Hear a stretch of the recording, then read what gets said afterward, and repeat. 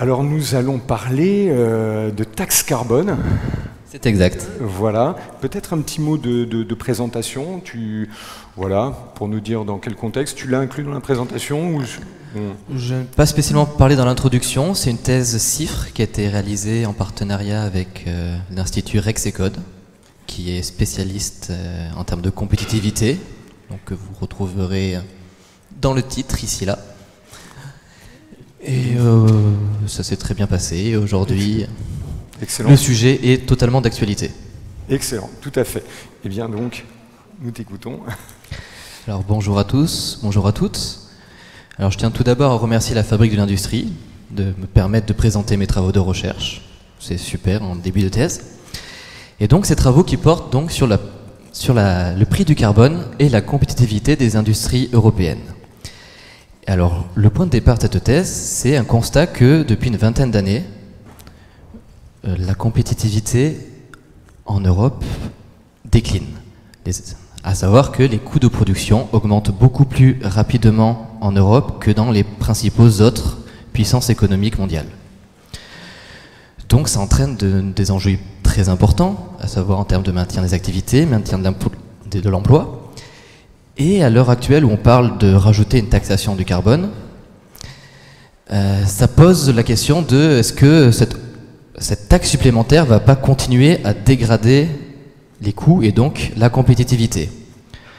Alors en fait, l'idée qu'il faut avoir, c'est que certes une taxe carbone va augmenter les coûts, mais si jamais les coûts finalement augmentent moins rapidement que dans les autres pays, de fil en aiguille, bien que nos coûts augmentent, notre compétitivité s'améliore. Et c'est un peu toute l'idée qui nous a poussé à réaliser ce travail. Donc si on rentre en détail, une taxe carbone, ça pèse juste sur les dépenses énergétiques. À première vue, les dépenses énergétiques sont très faibles, environ 4% dans l'ensemble des pays dans l'industrie manufacturière. Donc pourquoi finalement avoir peur de cette taxe carbone, qui a un impact qui devrait être très faible? Parce que si on regarde plus en détail, donc dans les dépenses d'une entreprise, 4% c'est l'énergie, donc qui va être impactée par la taxe carbone, et 60% est dans les consommations intermédiaires. Mais si on regarde plus en détail, les consommations intermédiaires, qu'est-ce à part des achats à d'autres entreprises en amont?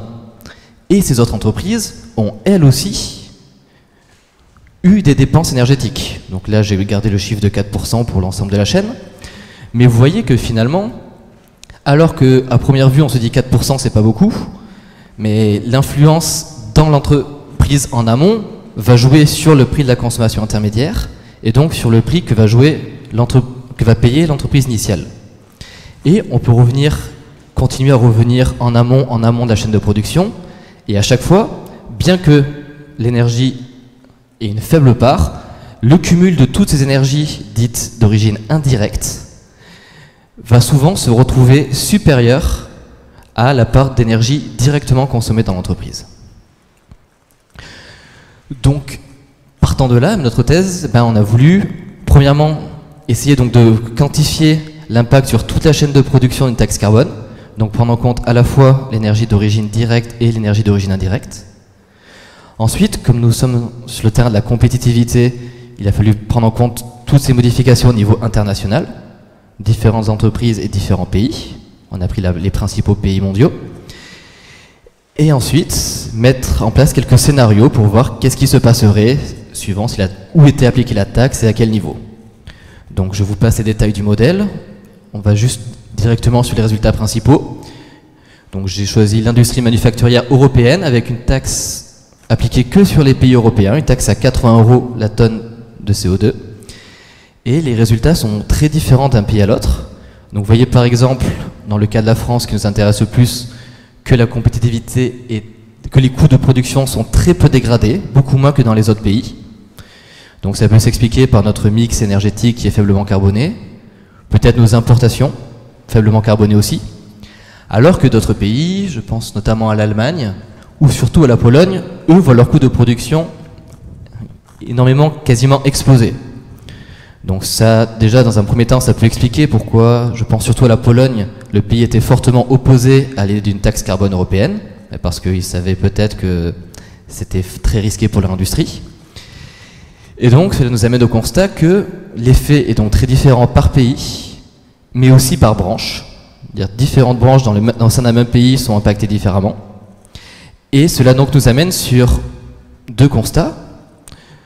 Tout d'abord, que effectivement, il y aura toujours des problèmes ou du mal à trouver des accords internationaux, parce que certains pays vont être plus impactés que d'autres. Et deuxièmement, si on veut vraiment réussir à trouver un accord, il va falloir trouver un moyen pour que les pays qui sont les plus lésés par la taxe acceptent de signer cet accord. Donc pour ça, toute l'idée serait de réfléchir à la redistribution du produit de cette taxe vers ces pays afin de les aider, ou ces industries, afin de les aider à préserver leur compétitivité. Merci de m'avoir écouté. Très bien.